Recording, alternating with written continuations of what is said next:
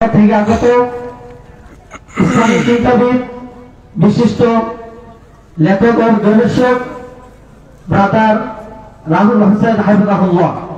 আমি প্রিয় শেখ ব্রাদার রাহুল হোসেন হাফিজাহুল্লাহকে তার মূল্যবান আলোচনা রাখার জন্য বিনীতভাবে অনুরোধ জানাচ্ছি।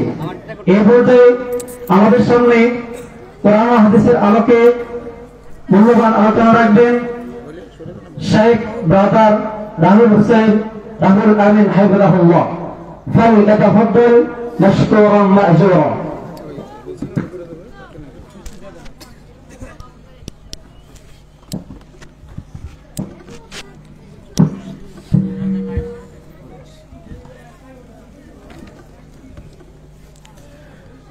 السلام عليكم ورحمة الله وبركاته. إن الحمد لله نحمده ونستعينه ونستغفره ونعوذ بالله من شرور أنفسنا ومن سيئات أعمالنا. من يهده الله فلا مضل له ومن يضلل فلا هادي له. وأشهد أن لا إله إلا الله وحده لا شريك له وأشهد أن محمدا عبده ورسوله. أما بعد فإن خير الحديث كتاب الله وخير الهدي هدي محمد صلى الله عليه وسلم وشر الأمور محدثاتها وكل محدثة بدعة وكل بدعة ضلالة وكل ضلالة في النار. أعوذ بالله السميع العليم من الشيطان الرجيم من همزه ونفخه ونفسه. يا أيها الناس اتقوا ربكم الذي خلقكم من نفس واحدة وخلق منها زوجها وبث منهما رجالا كثيرا ونساء واتقوا الله الذي تساءلون به والأرحام إن الله كان عليكم رقيبا. يا أيها الذين آمنوا اتقوا الله حق تقاته ولا تموتن إلا وأنتم مسلمون. يا أيها الذين آمنوا اتقوا الله وقولوا قولا سديدا يصلح لكم أعمالكم يغفر لكم ذنوبكم ومن يطع الله ورسوله فقد فاز فوزا عظيما. قال رب اشرح لي صدري ويسر لي أمري واحلل عقدة من لساني يفقهوا قولي. ربي زدني علما وزدني فهما. اللهم إني أسألك علما نافعا ورزقا طيبا وعملا متقبلا. সমস্ত প্রশংসা সেই মহান সত্তা আল্লাহ সুবহানাহু ওয়া তাআলার জন্য, যিনি আমাদের সৃষ্টি করেছেন।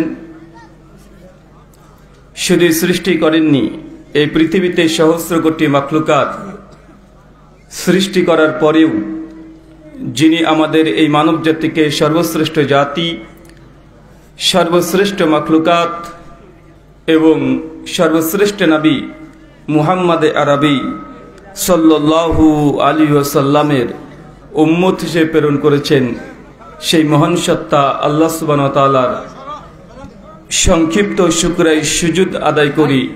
তার নিজেরই শেখানো ভাষা দিয়ে সকলে এক বাক্যে পড়ি আলহামদুলিল্লাহ।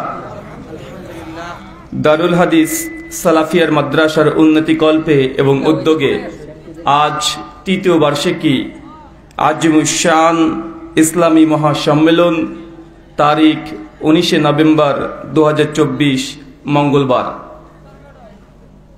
আজকের এই আলোচনার সভাটিকে সফল করার জন্য যারা সার্বিক দিক থেকে সাহায্য এবং সহযোগিতা করেছেন, তাদের প্রত্যেকের স্বতন্ত্রভাবে নাম ধরে শুকরিয়া আদায় করা সম্ভব নয়। তারপরেও মহান সত্তা আল্লাহ সুবহানাহু ওয়া তাআলার কাছে দোয়া, এই প্রার্থনা, আল্লাহ সুবহানাহু ওয়া তাআলা যারা অর্থ, শ্রম, মেধা, দোয়া এবং পরামর্শ দিয়ে আজকের এই আলোচনা সভাটিকে সফল করার চেষ্টা করেছেন, তুমি তাদের প্রত্যেকের নেক নিয়াত এবং নেক আমলগুলোকে কবুল করে নাও, সকলে পড়ি আমিন। মহান সত্তা আল্লাহ সুবহানাহু ওয়া তাআলার কাছে দোয়া, এই প্রার্থনা, আল্লাহ সুবহানাহু ওয়া তাআলা আমরা মানুষ, আমরা কম বেশি ছোট বড় ভুল ত্রুটি বিচ্যুতি গুনাহ পাপ অন্যায় করে থাকি। আজকের এই আলোচনা সভার ওসিলায় আমাদের পেছনের ছোট ছোট গুনাহগুলোকে তুমি ক্ষমা করে দাও, সকলে পড়ি আমিন। সম্মানিত সুধী, বাদ মাগরিব থেকেই বিভিন্ন আলোচক তারা পবিত্র কোরআনুল কারীম এবং হাদিস মুবারাকা থেকে অনেক গুরুত্বপূর্ণ আলোচনা আপনাদের সামনে পেশ করেছেন। আজকের এই আলোচনা সভার অন্তিম লগ্নে আপনাদের সামনে উপস্থিত হয়েছি একটি নির্দিষ্ট বিষয়ের উপরে আলোকপাত করার জন্য। আজকে যে বিষয় গুরুত্বপূর্ণ আলোচনা হবে, আলোচ্য বিষয় ইবাদত করেও জাহান্নামে যাবে যারা। কি বললাম বলেন তো? আরো জোরে বলেন। ইবাদত করেও জাহান্নামে যাবে যারা। আলোচনার বিষয়বস্তু থেকে অন্ততপক্ষে এতটুকু বুঝতে পারছেন যে কিছু মানুষ ইবাদত তথা আমল করবে এবং মনেও করবে এটা আমলে সলেহ, নেক আমল, কিন্তু তারপরেও কোরআন এবং হাদিসের আলোকেই বোঝা যাচ্ছে মানুষ ইবাদত করেও জাহান্নামে যাবে। এটা খুব কষ্টের বিষয়। যারা ইবাদত করে না, তাহলে তাদের কি পরিণতি হতে পারে এটা আপনারা বুঝতে পারছেন। মানুষকে যদি ইবাদত করে জাহান্নামে যেতে হয় শুধুমাত্র কিছু প্রবলেমের কারণে, ত্রুটির কারণে, কিন্তু যারা ইবাদতই করে না, আমলই করে না, দুনিয়ার পেছনে ছুটছে, তাদের কি অবস্থা হতে পারে এটা ব্যাখ্যা করার প্রয়োজন নেই। সহিহ মুসলিম 765 নম্বর হাদিস, আল্লাহ নবী বলছেন যে আমার মনে হয় যখন মসজিদে আজান হয়ে যায় তারপরেও যেসব ব্যক্তিরা বাড়িতে বসে থাকে, দোকানে বসে থাকে, যারা মসজিদে জামাতে উপস্থিত হয় না, তাদের বাড়ি ঘরগুলোকে যেন আমি আগুন দিয়ে জ্বালিয়ে পুড়ে ছারখার করে দিই। এটা নবীর ইচ্ছে হতো। কি বলেন তো? কার ইচ্ছে হতো? নবীর ইচ্ছে হতো। কি ইচ্ছা? যে মসজিদ থেকে বলছে হাইয়া আলাস সালাহ, বাংলা মানে নামাজের জন্য এসো। হাইয়া আলাল ফালাহ, বাংলা মানে সফলতার জন্য এসো। যখন এই আজান কোনো মানুষ যখন শুনে নাই, তারপরে জামাতের শরীক হয় না, অনর্থক বসে আছে, দোকান খুলে বসে আছে, নবী বলছেন আমার মন বলে যে তাদের বাড়িঘর আগুন দিয়ে জ্বালিয়ে পুড়ে ছারখার করে দিই। আমি শুধু এই জন্যই তার বাড়িঘরে আগুন দিতে অর্ডার দিই না, কারণ বাড়িতে অনেক ছোট ছোট শিশু এবং নারীরা আছে। মানে আমাদের গ্রামের অনেক মানুষের বাড়ি এখনো ভালো আছে এই জন্য যে বাড়িতে একটা ছোট্ট শিশু আছে অথবা মেয়ে মানুষ আছে, তাই বাড়ি ঘরগুলোকে বেঁচে গেছে। তার মানে বুঝতে হবে একজন ব্যক্তি নামাজ পড়ে, নামাজ পড়বে কিন্তু জামাতে যায় নাই, তার জন্য যদি বাড়ি ঘর দাউ দাউ করে আগুন দিয়ে জ্বালিয়ে পুড়ে ছারখার করে দেওয়ার নবীর যদি মন বলে, তো যে নামাজই পড়ে না তার অবস্থা কি হতে পারে? কথা মানে বুঝতে পারলেন না? কথা কি বোঝা যাচ্ছে? যে নামাজ পড়বে, ও নামাজ পড়ে, ও আসরের নামাজ কন্টিনিউয়াসলি পড়ে এবং পড়বে, এটা জানা কথা, কিন্তু জামাতে শরীক হয় না। এখন জামাতের জন্য যদি এত ভয়ঙ্কর হয়, তাহলে যে নামাজই পড়ে না তার শাস্তি কত বড় হতে পারে, কত বড় হতে পারে চিন্তা করতে পেরেছেন? আল্লাহ নবী বলছেন মান তারাকা সালাতা মুতাম্মাদান ফাকাদ কাফারা, যে ব্যক্তি ইচ্ছাকৃত নামাজকে ছেড়ে দেয়, ফাকাদ কাফারা, সে ব্যক্তি কাফের হয়ে গেল। কি হয়ে গেছে বলেন তো ভাইজান? কাফের হয়ে গেছেন। সে মুসলিম কিতাবুল ঈমান 253 নম্বর হাদিস। তার মানে বোঝা যাচ্ছে কিছু কিছু ইবাদত আছে, আমল আছে, আমরা মুসলমান যারা ইবাদত করি, কম বেশি একটু হলেও করি, আমরা ইবাদতকে অনেক গুরুত্ব দিই, কিন্তু কোন ইবাদত কতটা গুরুত্বপূর্ণ আমরা এটাই বুঝি না। একটা উদাহরণ দিই, এই যে মানুষ দেখবেন যখন সালাত আদায় করছে, মাথা থেকে যে টুপিটা পরে যায়, পেছনের মানুষ এসে তার মাথাতে টুপি দিয়ে দেওয়ার চেষ্টা করে, আছে না নাই? কথা বলেন। আছে, কিন্তু টুপি পরা এটা ফরজ না, ওয়াজিব তাও না, বরঞ্চ সর্বোচ্চ মুস্তাহাব হতে পারে। কিন্তু একজন ব্যক্তি টুপি পরা কত গুরুত্ব দেয়, একজন ব্যক্তি জোহরের পূর্বে 4 রাকাত সুন্নাত এই সালাতকে কত গুরুত্ব দিচ্ছে, কত গুরুত্ব। এই নামাজকে কেউ মিস করতে চায় না, যদি কেউ মিস করে মানুষ তারপরে বিভিন্ন রকমের অভিযোগ লাগায়। কিন্তু জোহরের পূর্বে 4 রাকাত সালাতে যা গুরুত্ব তার চাইতে ডবল গুরুত্ব জামাতে সালাত আদায় করা। মানুষেরা বুঝেছে? কথা বলেন। টুপি পরা যা গুরুত্ব তার চাইতে 10 গুণ অনেক বড় আপনার উপরে দায়িত্ব হচ্ছে এটা যে জামাতে সালাত আদায় করা। তাহলে বোঝা গেল আমরা মানুষেরা ইবাদতের নামে কিছু আমরা কম বেশি বুঝি, যেটা যার গুরুত্ব তার চাই তাকে দ্বিগুণ কোনো জিনিসে গুরুত্ব দিয়ে দিই, আর যেটা গুরুত্ব নেই সেটাকে অনেক বড় গুরুত্ব মনে করে আমরা সেই আমলটা দুনিয়াবি জীবনে করে চলেছি।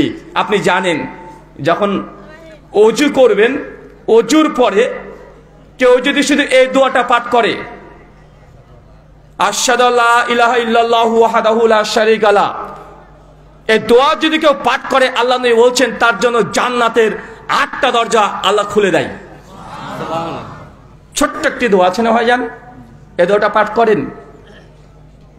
এই দোয়াটা আমরা পাঠ করছি না, তা আমরা বুঝতে হবে যে ইবাদতের অনেক বেশি আপনি বিষয় জানেন, অনেক কিছু জানেন, কিন্তু যখন যে ইবাদতটা করতে হয় এই গুরুত্ব আপনি বুঝেন না।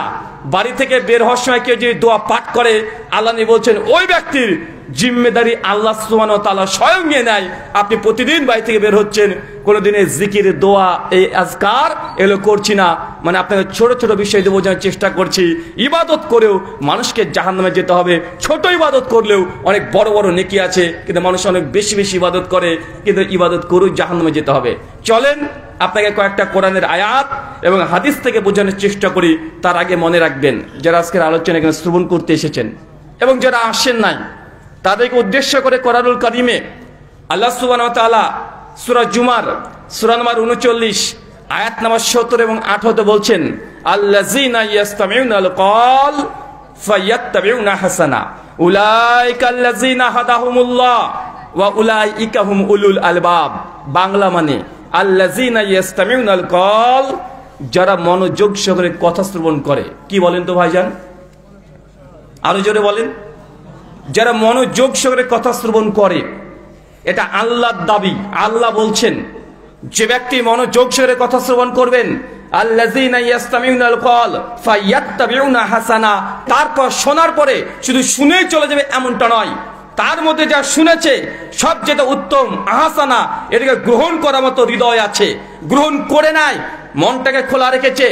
আমি হিন্দু না আমি খ্রিস্টান, আমি হানাফি না শাফেঈ, আমি মালিকি না হাম্বলি, আমি দেওবন্দি না বেরলভি, আমি জামাত ইসলামী না চরমনাই, এনাদপুরি না জনপুরি, রাজারবাগী না ফুলতলি, এই বিষয় তার হৃদয়ের মধ্যে বাসা করে নাই।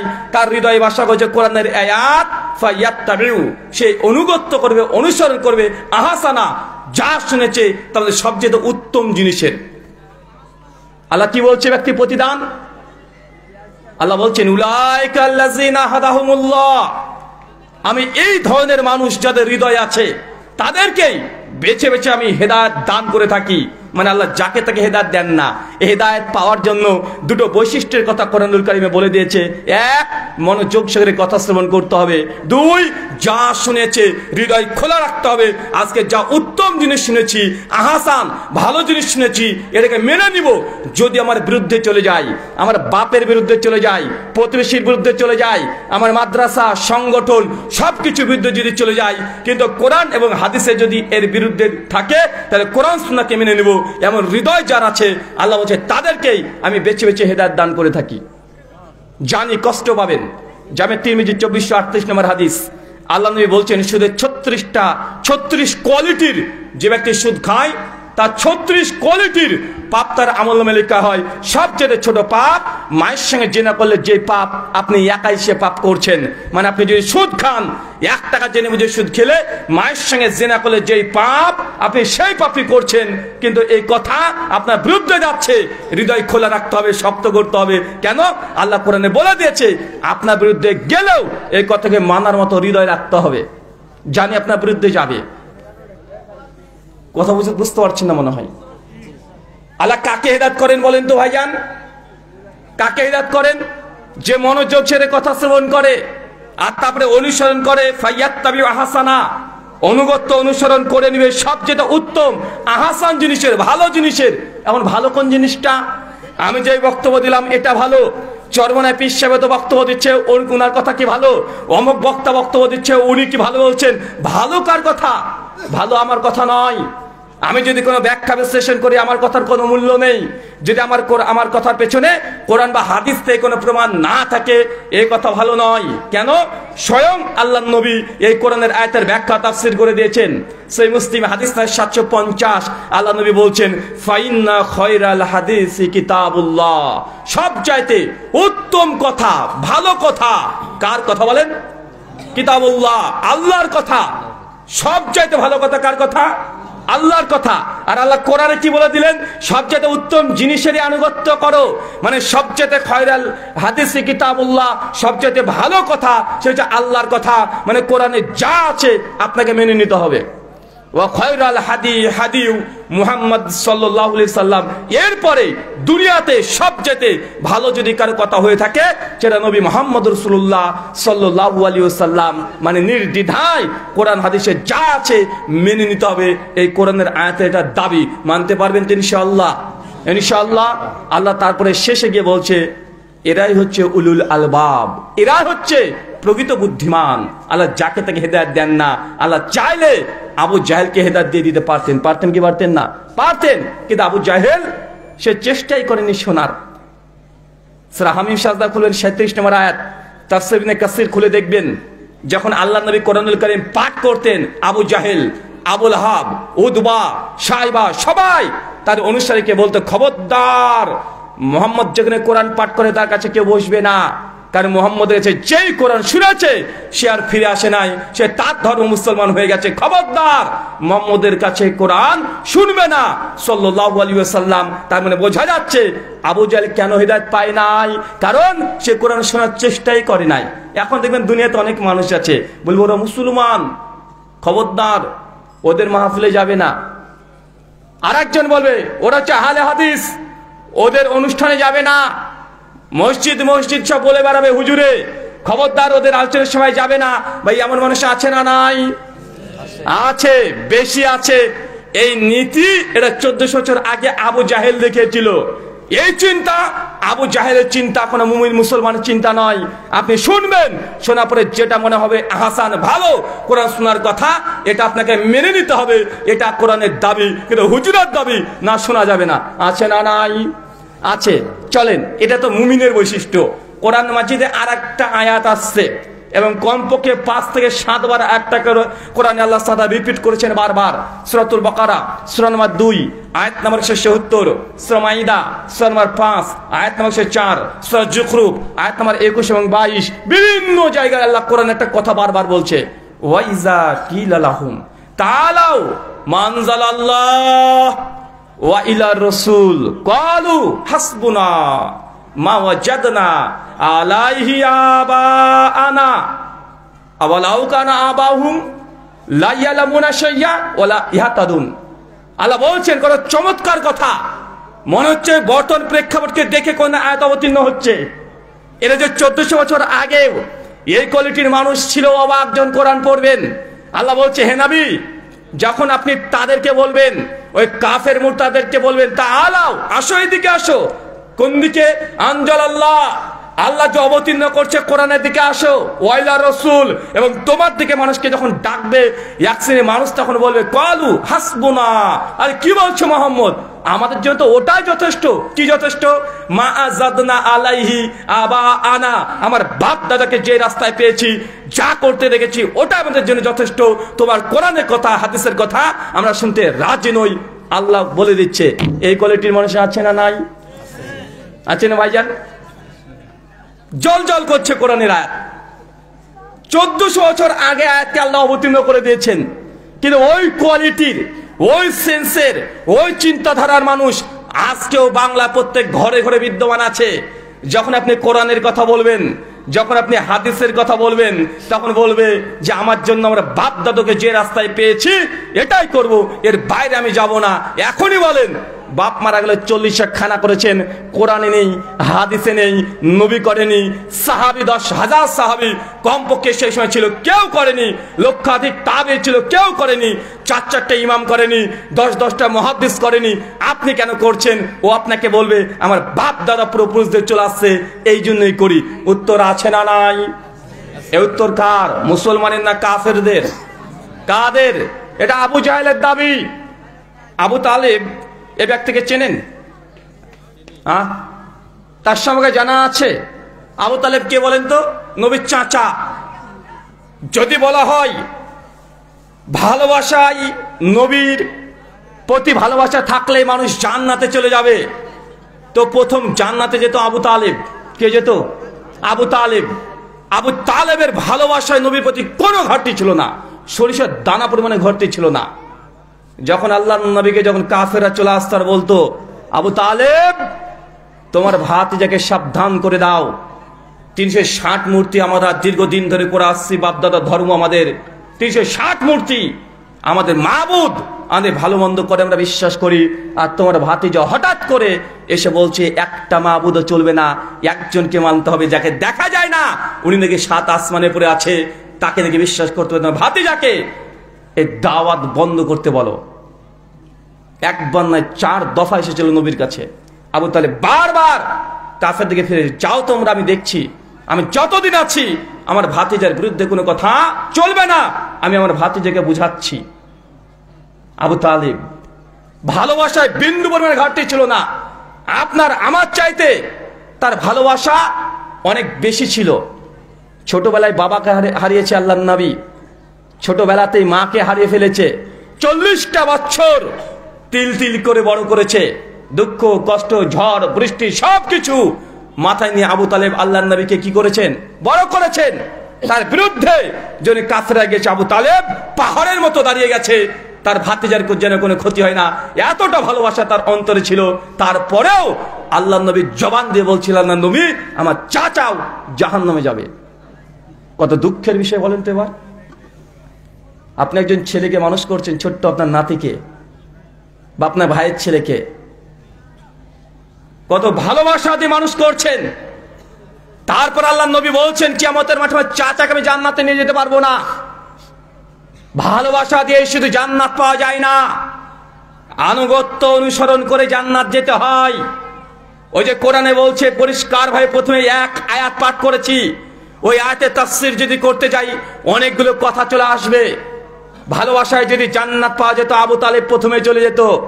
সহিহ বুখারী কিতাবুজ জানাইজ হাদিস নাম্বার 1360, আল্লাহ নবী আবু তালেবের মৃত্যুর শয্যায় শায়িত আছে, বিছানায় শয্যায় শায়িত আছে। আল্লাহ নবী চলে গিয়েছেন তার চাচার কাছে, চাচা একবার তুমি কালেমা পড়ো, একবার কালেমা লা ইলাহা ইল্লাল্লাহ মুহাম্মাদুর রাসূলুল্লাহ একবার পাঠ করো চাচা, বাকিটা আল্লাহর কাছে তোমার জন্য আমি নবী সুপারিশ করবো, চাচা একবার পড়ো। আবু তালেবের মন নরম হয়ে যায়, কারণ আবু তালেব জানে তার ভাতিজা জিন্দেগিতে কখনো ভুল করেও স্বপ্নের মধ্যেও মিথ্যা কথা বলেনি। আজকে তার ভাতিজা যে দাওয়াত করছে যে সে নবী, তার কাছে জিবরাইল আসে, তার কাছে কোরআন আসে, আবু তালেব নির্দ্বিধায় বিশ্বাস করছে হৃদয় থেকে যে দাবির মধ্যে কোনো মিথ্যা নাই, কোনো ছলনা নাই, কোনো প্রতারণা নাই।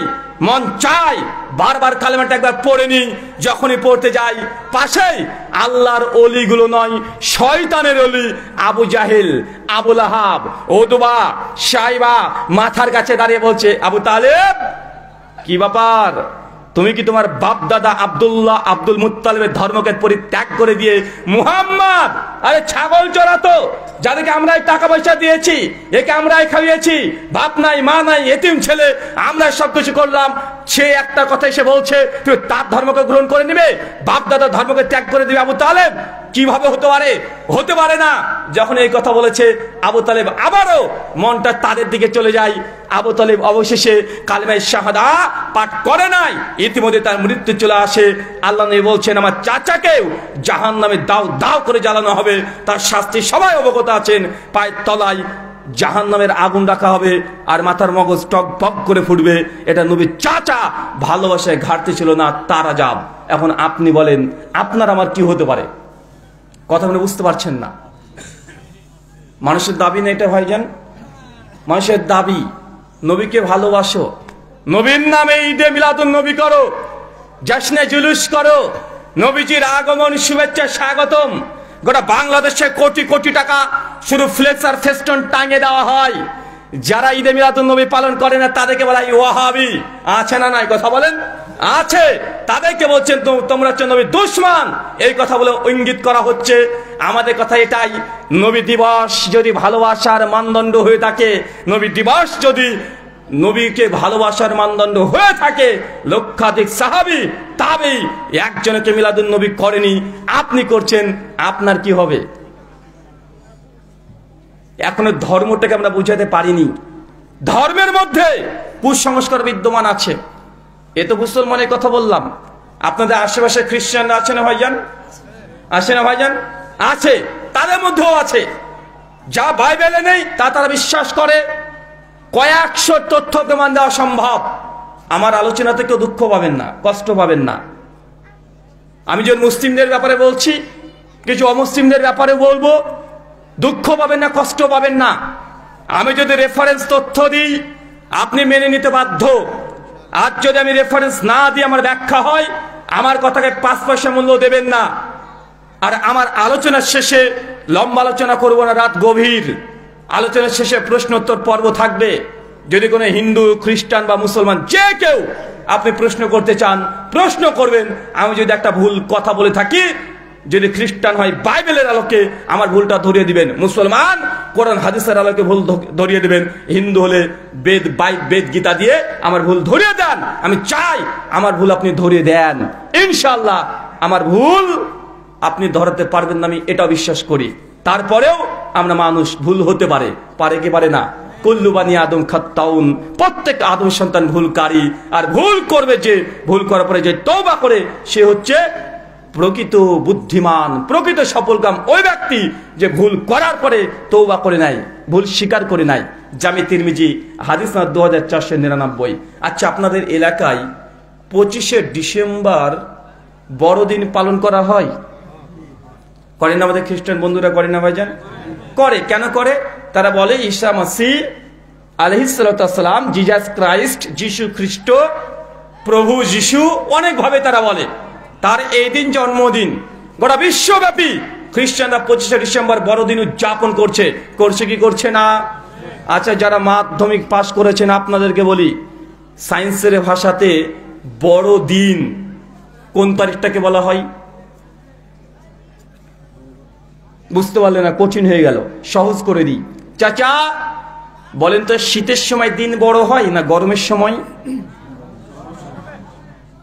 দিন কোন সময় বড় হয়, শীতে না গরমে?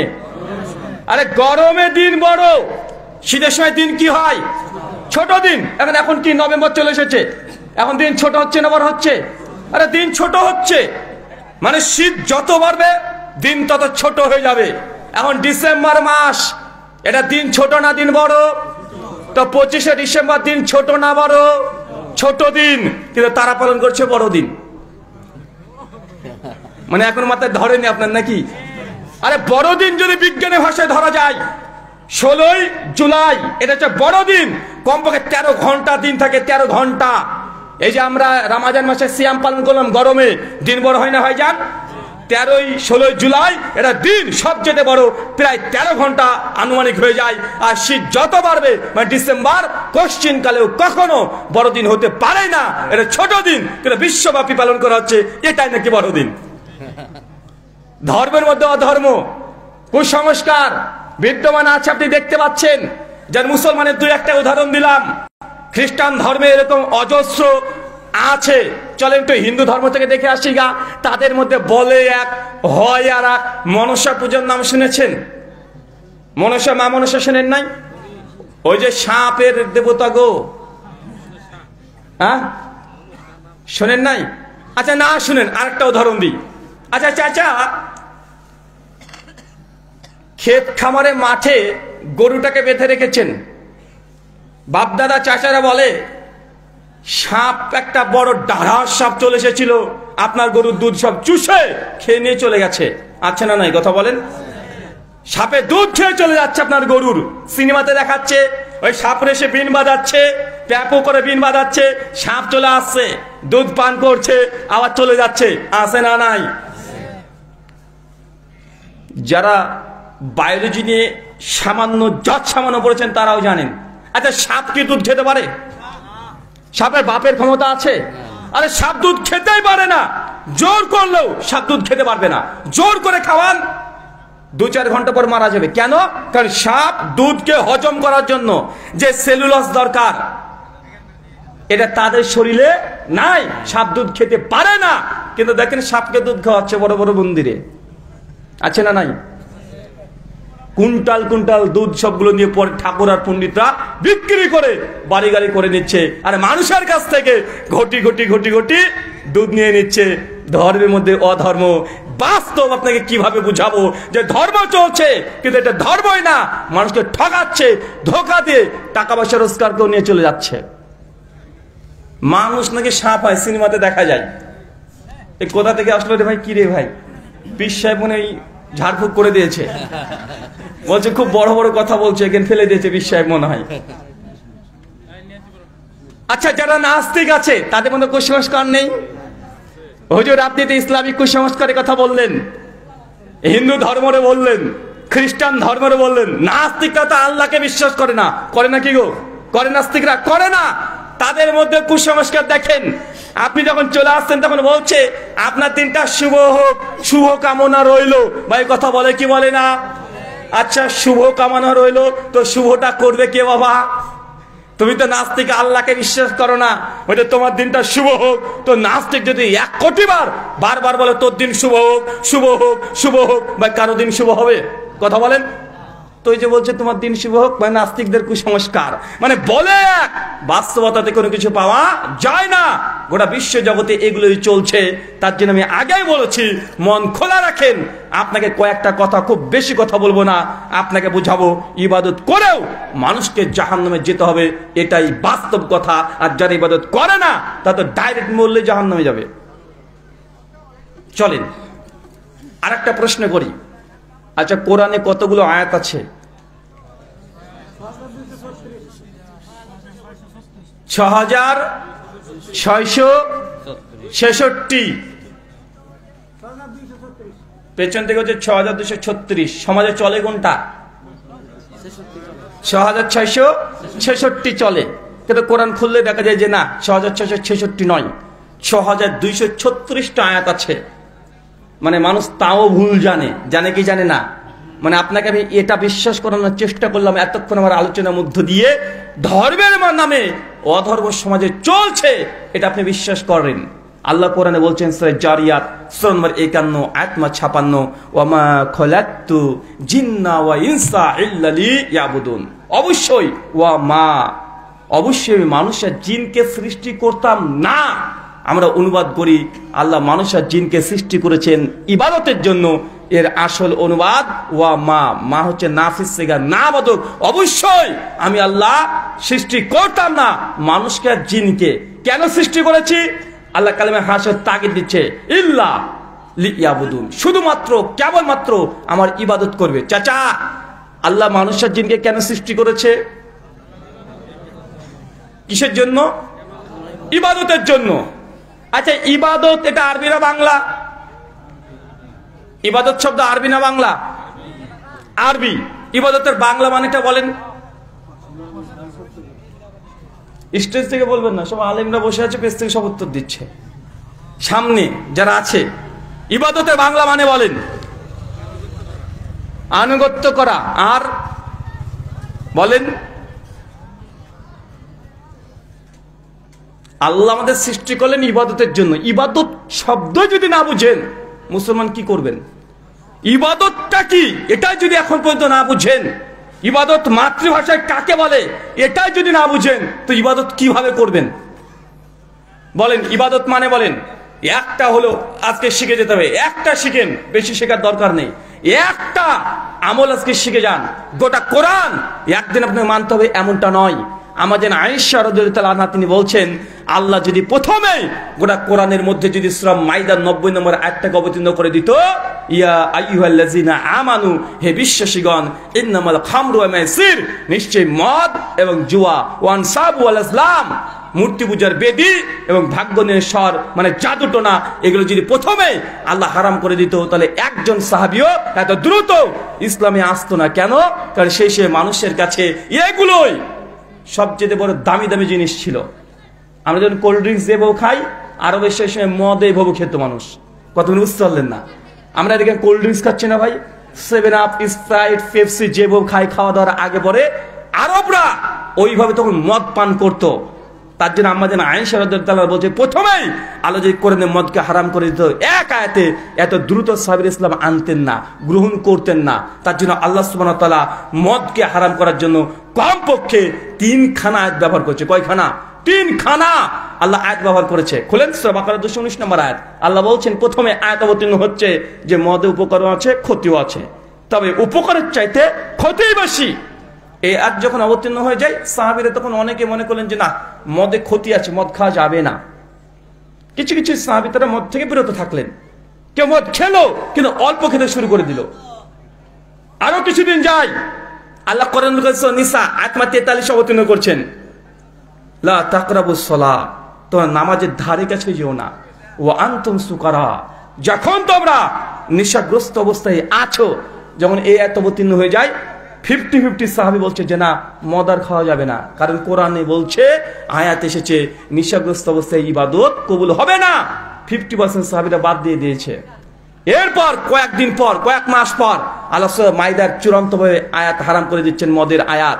যখন আয়াত যখন চলে এসেছে, আবু সাইদ খুদরি নবীর সাহাবী চিৎকার মারছে আর দৌড়ছে মদিনায়, দৌড়িয়ে বেড়াচ্ছে আর চিৎকার মেরেছে, শোনো শোনো, নবীর উপরে আজকে মদ হারাম, এই আয়াত এসেছে।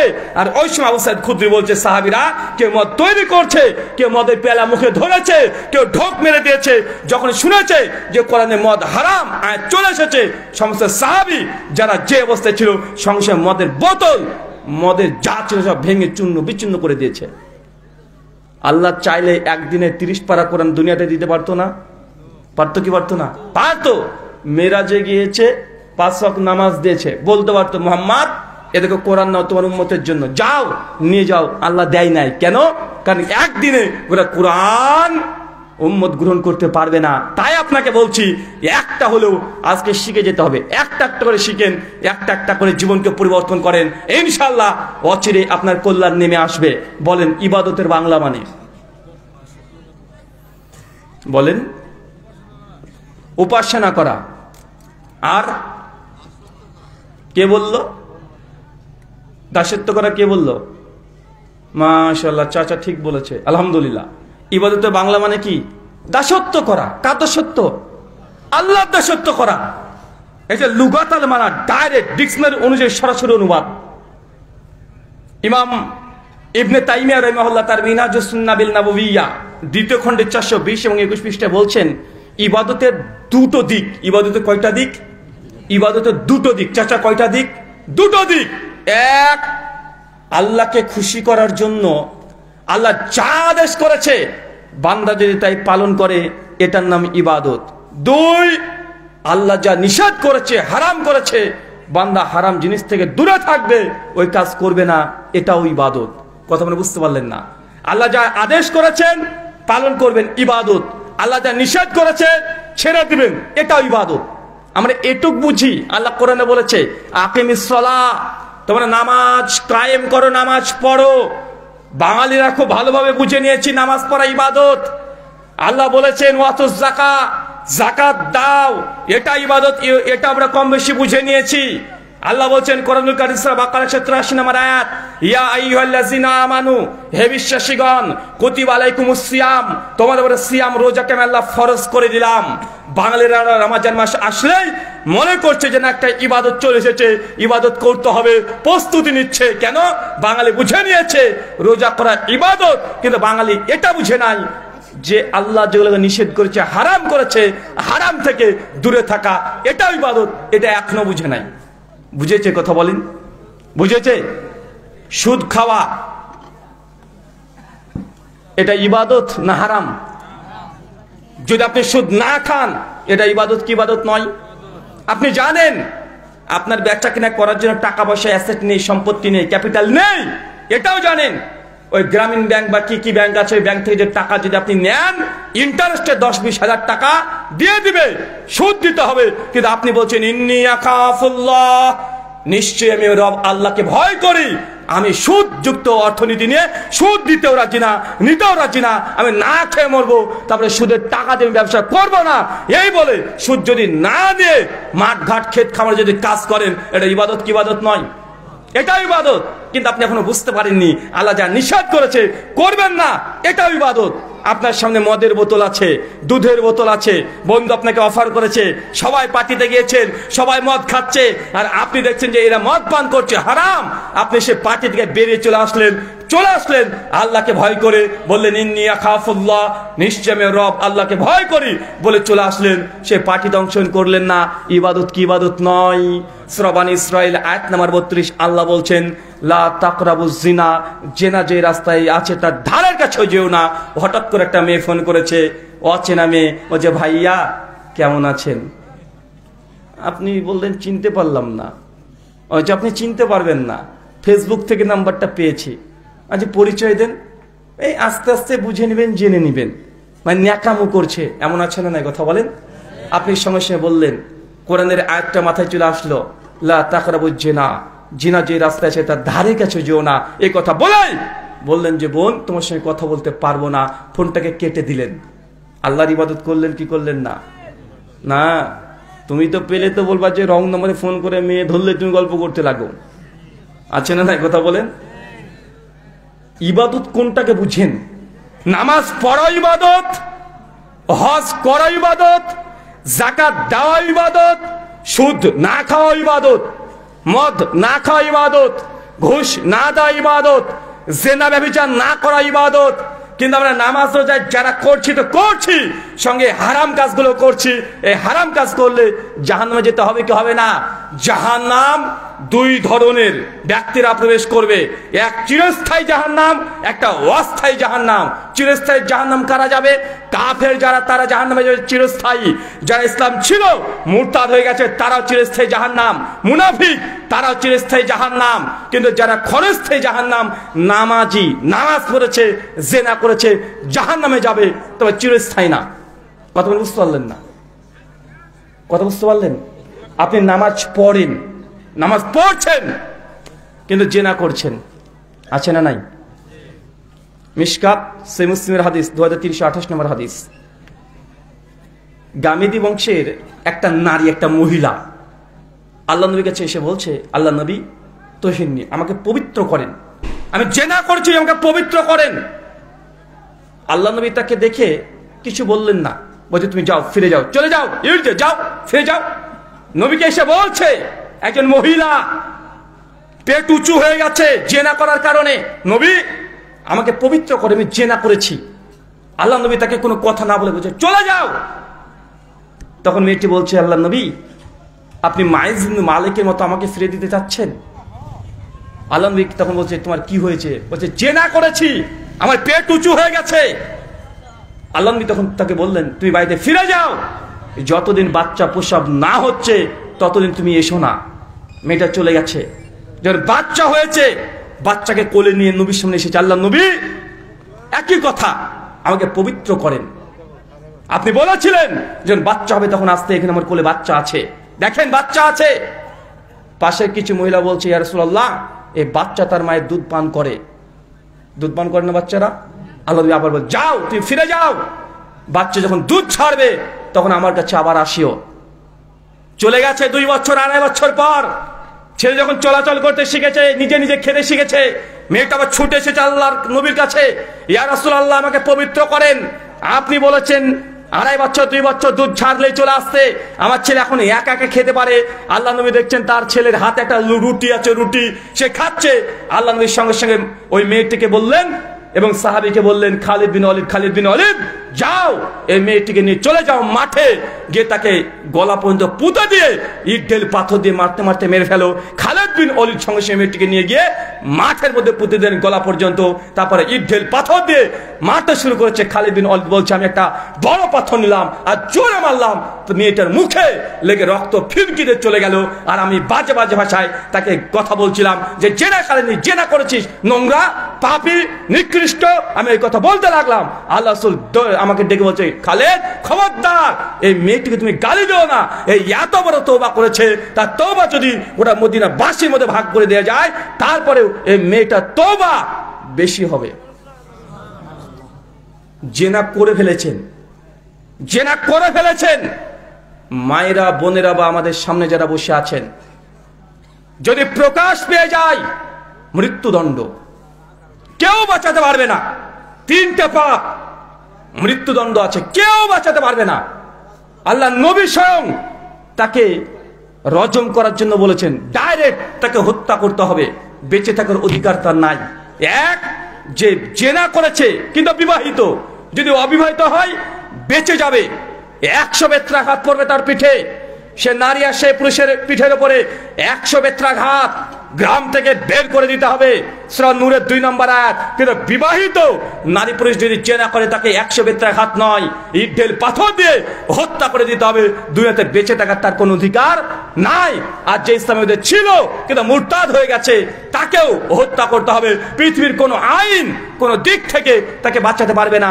আর 3, আরেকজন আছে, একজন মুসলমান আজ মুসলমানকে হত্যা করেছে, তাকেও হত্যা করতে হবে, কিন্তু বাঁচার পথ আছে। কথা বুঝতে পারলেন না? যদি কিসাস যদি না নেয়, রক্তপণ নিয়ে নেয়, বেঁচে যাবে, কিন্তু 2 শ্রেণী মানুষ বাঁচবে না। এখন আপনি বুঝতে পারেন নাই, নামাজ পড়ছেন, রোজা রেখেছিলেন 30টা, কিন্তু জেনা এখনো চলছে। জেনা যদি করেন, যদি বিবাহিত হন, পৃথিবীতে বাঁচার অধিকার নাই। আর যুবক বয়সে যদি কেউ জেনা ব্যভিচার করে, অবশ্যই তাকে 100 বেত্রাঘাত পেটাতে হবে। এটা আমি আপনি পারবো না, যদি ইসলামী রাষ্ট্র না, কিন্তু ওই ধরনের অত বড় আপনি পাপ করেছেন। তবে আপনাদের কাছে অনুরোধ, যদি জেনা ব্যভিচার করে ফেলেন, খবরদার কারোর সামনে প্রকাশ করবেন না।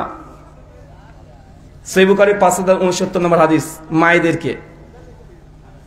সহিহ বুখারী 5069 নম্বর হাদিস, আল্লাহ নবী বলছেন, কিয়ামতের মাঠে আল্লাহ সুবহানাহু ওয়া তাআলা প্রত্যেকটা মানুষের পাপের যে খাতা আছে এইগুলো নিয়ে আসবে, ছোট্ট একটা কাগজ নিয়ে এসে দেখাবে, দেখে বলবে, এই গুনাহটাকে তুমি চিনতে পারছো? তখন আপনি বলেন, জি আল্লাহ সুবহানাহু ওয়া তাআলা, আমি চিনতে পারছি এই গুনাহটা আমার। আল্লাহ তখন বলবেন যে তুমি গুনাহ করেছিলে, কিন্তু গুনাহটাকে তুমি লুকিয়ে রেখেছিলে, কাউকে বলনি, দুনিয়াতে কাউকে বলনি তোমার গুনাহ, তুমি কাউকে বলনি, একাকে গুনাহ করেছিলে, পাপ করেছিলে, জেনা ব্যভিচার করেছিলে, কিন্তু গুনাহটাকে গোপন রেখেছিলে, কাউকে বলনি। আমি আল্লাহ এই কারণে দুনিয়াতেও তোমার গুনাহকে লুকিয়ে রেখেছিলাম। যাও, আজকে তোমার পরকালে তোমার গুনাহটাকে আমি বাতিল করে দিলাম। আল্লাহর সঙ্গে সঙ্গে ওই গুনার কাগজটাকে, এই আমলনামাকে আল্লাহ ফেলে দিবেন। আল্লাহ ওটা ধার তোমার মধ্যে নেবেন না। কি বুঝলেন বলেন? এবার গুনাহ যদি হয়ে যায়, বন্ধুকে গিয়ে বলছেন, ওকে পটিয়েছিলাম না, কালকেই ওর সঙ্গে ছিলাম, ভাই এমন আছে না? কথা বলেন, কোন মেয়ের সঙ্গে আপনি ব্যভিচার করেছেন? আপনার বান্ধবীর কাছে গিয়ে গল্প করছেন যে ওই তো ওর সঙ্গে আজকে আমি এটা করেছি, আজকে ওটা করেছি। আপনি শেয়ার করছেন গোপন গুনাহ, যদি শেয়ার করে দেন, মানুষকে জানিয়ে দেন, কিয়ামতের মাঠে বিচার হবেই হবে। আর যদি গুনাহকে করে ফেলেছেন, আল্লাহর ভয়ে কেঁদেছেন, আল্লাহ অনেক বড় গুনাহ করেছে, পাপ করেছে, আল্লাহ তুমি আমাকে ক্ষমা করে দিও। যদি পাপের যদি ক্ষমা চান, আল্লাহ ক্ষমা করে দেবেন। কিয়ামতের মাঠেও ওই গুনাহ আল্লাহ মানুষের সামনে দেখাবে না, আল্লাহ ওই গুনাহকে একদম বন্ধ করে দিবে। ওই গুনাহ কিয়ামতের মাঠে আপনাকে দেখাবে না। কেন? আপনি গোপন রেখেছিলেন। মানুষের পাপ কাউ যদি করতে দেখেন, তারপরে প্রকাশ করা যাবে না। বুঝতে পারলেন না মনে হয়? মায়েদের কি হবে? মুখটা তো সবসময় একদম মানে কথা বলার জন্য ছটফট করে সব সময়। কে কি করলো? CC camera. পাড়া মায়েরা আছে না ভাই? আছে না? সিসি ক্যামেরা কাজ করে। মানে এলাকাতে সিসি ক্যামেরা দরকার নেই। যদি 3-4টা বুড়ি পাড়াতে থাকে, একদম বুড়ি আছে না, 60-70 বছর হয়ে গেছে, একদম কার বাড়িতে কি হচ্ছে বাড়ির টিনের ফুটোতে চোখ ভেঙে দিয়ে বসে থাকে। কার বাড়িতে কখন কে আসলো, কে গেল, কে কি করলো, একদম সিসি ক্যামেরা লাগিয়ে আছে। লোকের গোনা কে কি করছে ও তাল্লাশি করছে, ও জাসুসি করছে। জেনে রাখবেন এই গোপন গোপন মানুষের পাপ যারা করেছে তা তো গোনাগার। আর আপনি যদি গোনা যদি প্রকাশ করে দেন, আল্লাহ আপনার গোনাকে প্রকাশ করবে। তার মানে এই নয় যে গোনা করছে তাকে উন্মুক্ত ছেড়ে দিতে হবে, বরং গোনা যে করেছে তার গার্জিয়ানকে আপনি বলতে পারেন সংশোধনের জন্য। বুঝতে পারলেন না মনে হয়? আপনার মেয়ে গুনাহ করেছে, পাড়ার মানুষকে বলার দরকার নেই, যেটা আমার মায়েরা করে থাকে। এই অমুকের বিটি পালিয়ে গেছে, এই অমুকের বিটি ওর সঙ্গে ধরা পড়েছে, অমুকের বিটির বাড়িতে ওর সঙ্গে দেখেছি, এখানে গেছে ওখানে গেছে। এটা নয়। যার মেয়ে কাজ করেছে তার বাপকে বলেন, তার মাকে বলেন যে তোমার মেয়েকে দেখলাম, নাউজুবিল্লাহ, আরে ছেলের সঙ্গে বসে গল্প করছিল, ভিডিও করে কথা বলছে, দেখেছি। তার মাকে বলেন, বাপকে বলেন, যারা মেয়েকে সংশোধন করে নেয়। ডাইরেক্ট সে মেয়েকে বলেন, ঠিক আছে, কিন্তু আপনি খুশি মনে ওরা পাড়ার মানুষকে বলে বেড়াচ্ছেন, এই গোনাকে আপনি প্রকাশ করে দিচ্ছেন। আপনারও গোনা কিয়ামতের মাঠে আল্লাহ এইভাবে আপনাকে প্রকাশ করে দিবে। আপনাকে সাবধান থাকতে হবে। নামাজ, রোজা, হজ, যাকাত ইবাদত করছেন, তারপর আপনার এই আমলে যদি জেনা, ব্যভিচার এগুলো থাকে, জাহান্নামে যেতে হবে কি হবে না? তবে চিরস্থায়ী নয়। কি বললাম? চিরস্থায়ী নয়। সে মুসলিম 195 নম্বর হাদিস, ছোট্ট একটা ছোট্ট ঘোড়া, যে গোনা মনেই করেন না। আল্লাহ নবী বলছেন যে পুরুষ টাকনার নিচে জামা কাপড় প্যান্ট চলে যায়, মাকাদু মিনান নার, তার থাকার জায়গা জাহান্নাম। মানে পুরুষ মানুষ টাকনার নিচে জামা কাপড় প্যান্ট চলে গেছে, থাকার জায়গা কোথায় বলেন ভাই? জাহান্নাম। যাবেন 100% জাহান্নামে যেতে হবে, তবে চিরস্থায়ী নয়। হতে পারে 1 লক্ষ বছর আপনি জাহান্নামে দাও দাও করে আগুনে জ্বললেন, আর এই জ্বলা সেই জ্বলা নয়, দুনিয়ার যে আগুন তার চাইতে 70 গুণ অধিক তাপমাত্রাওয়ালা জাহান্নামে আগুন দাও দাও করে জ্বলছে। ওই জাহান্নামে আপনাকে দাও দাও করে জ্বলতে হবে। আপনি ভাবেন না যে পৃথিবীর আগুনের মতো আগুন। পৃথিবীতেও আগুনের মধ্যে পার্থক্য আছে। মোমবাতির আগুন আগুন, স্টোভের আগুন আগুন, তাপমাত্রা ডিফারেন্ট আছে না নাই? আছে না ভাইজান? আচ্ছা, স্টোভের আগুনটাও আগুন, আবার ঝালাই দেয় যে আগুন দিয়ে ওটা আগুন, পার্থক্য আছে না নাই? আছে। জাহান্নামের যে আগুন দুনিয়ার চাইতে 70 গুণ অধিক তাপমাত্রা। ওই জাহান্নামে আপনাকে যেতে হবে। ছোট্ট একটা গোনা কি করেছেন, টাকনা নিচে জামা কাপড়ে প্যান্ট আপনি চলে গেছে, আপনার থাকার জায়গায় জাহান্নাম। ইবাদত করে আপনাকে জাহান্নামে যেতে হবে, ছোট্ট একটা গোনা করার কারণে, পাপ করার কারণে। এটা জাহান্নামে যাওয়ার রাস্তা। সুনান ইবনে মাজাহ 3378 নম্বর হাদিস, আল্লাহ নবী বলছেন, লা ইয়াদখুলাল জান্নাহ, ওই ব্যক্তি জান্নাতে যাবে না। কে? মুদমিউ খামরুন, যারা নিয়মিত প্রতিদিন নিষেধের দ্রব্য পান করছে, খাচ্ছে প্রতিদিন। কে নিষেধের দ্রব্য খায়, পান করে? কোন নেশা আছে যে একটা মানুষ প্রতিদিন খায়? কেউ খায় না। যদি মনে করেন এটা যে মদকে বোঝানোর উদ্দেশ্য হয়েছে যে প্রতিদিন কোন মানুষ কেউ মদ খায় না, সপ্তাহে 2 দিন 3 দিন খায় প্রতিদিন, তাহলে কোন নেশাটা করে? কোন নেশা প্রতিদিন হয়? সবসময় প্রতিদিন খাচ্ছে কোন নেশা? বিড়ি, সিগারেট, জর্দা, এগুলোই প্রতিদিন খাওয়া হয়। আল্লাহ নবী বলছে ওই ব্যক্তি জান্নাতে যাবে না, তার জন্য জাহান্নাম অবধারিত। সে নামাজ, রোজা, হজ, যাকাত যাই করুক না কেন, তারপর প্রতিদিন যদি বিড়ি, সিগারেট, জর্দা এই নেশার সঙ্গে আসক্ত থাকে, সে জান্নাতে যাবে না। নামাজ রোজা পড়লেও জান্নাত সে যাবে না, জাহান্নাম থেকে আগে যেতে হবে। জাহান্নামে লক্ষ বছর থেকে তারপর আপনি জান্নাতে যাবেন। আল্লাহ নবী বলছেন, যখন ওই জাহান্নামী ব্যক্তি যখন জান্নাতে আসবে, জান্নাতি ব্যক্তিরা তখন বলবে, ওই দেখো দেখো দেখো দেখো, ওই ব্যক্তি জাহান্নামী জাহান্নামী। জান্নাতে যাবেন তবে যে আপনাকে জাহান্নামী বলা হবে। মানে বুঝতে পারলেন না মনে হয়? জেল খেটেছেন, 10 বছর চলে এসেছেন, লোকে তারপরে হচ্ছে আসামি, ডাকাত। ভাই বলেন না ভাইজান? তো আপনি জান্নাতে যাবেন অবশ্যই, যে নামাজ, রোজা, হজ, যাকাত, তাওহীদ ঠিক থাকে, জান্নাত যাবেন।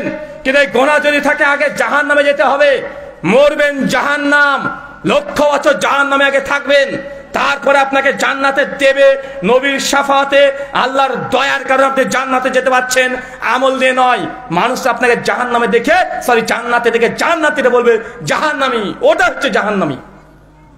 মিশকাত হাদিস 5912, আল্লাহ নবী বলছেন, হঠাৎ করে দেখছি একদিন আমি জান্নাতে, জান্নাত দেখলাম গোটা দর্শনধারী জান্নাত। জাহান্নামে আমাকে জিবরিল নিয়ে চলে গেল। গিয়ে দেখছি জিবরিল বলছে, আমি যেতে যেতে একটা স্থানে গিয়ে দেখছি কিছু মানুষকে আল্লাহ সুবহানাহু ওয়া তাআলা ফেরেশতাগুলো উল্টো করে ঝুলে রেখেছে, পাগুলো উপরে আর মাথাগুলো নিচে। একজন ফেরেশতা এসে ওই ব্যক্তির জিহ্বাগুলোকে আগুনের কাঁচি দিয়ে কুটকুট করে কেটে দিচ্ছে। আল্লাহ নবীর সঙ্গে সে জিবরিল মান হাওলা জিবরাইল এরা কারা? এত ভয়ঙ্কর শাস্তি, যেটা পা উপরে মাথা নিচে, এরা কারা? সঙ্গে সে জিবরিল বলছে, ইয়া রাসূলুল্লাহ, খুতাবা, এরা হচ্ছে আপনার উম্মতের বক্তা, বড় বড় বক্তব্য দিয়েছে, বড় বড় মানুষকে কথা বলেছে। এরা হচ্ছে তারাই যাদের কাছে উল্টো করে ঝুলানো হয়েছে, মানুষকে দুনিয়াতে ভালো কথা বলেছে কিন্তু নিজেই ভালো আমল করে নাই। এরা হচ্ছে তারা, এদের কাছে জাহান্নামে উল্টো করে লটকে রাখা হয়েছে। তাহলে বোঝাই গেল হুজুরকেও জাহান্নামে যেতে হবে। বুঝতে পারলেন না? এটা কাদের শাস্তি বলেন তো ভাইজান? এটা হচ্ছে হুজুরদের শাস্তি, ভয়ঙ্কর শাস্তি। এই ধরনের শাস্তি অন্য কোনো ব্যক্তির জন্য নাই, হুজুরদের জন্য আছে। একদম পাগুলো উপরে মাথা নিচে, জিহ্বাগুলোকে আগুনের কাছে দিয়ে কেটে দেওয়া হবে। হুজুরদের শাস্তি কেন?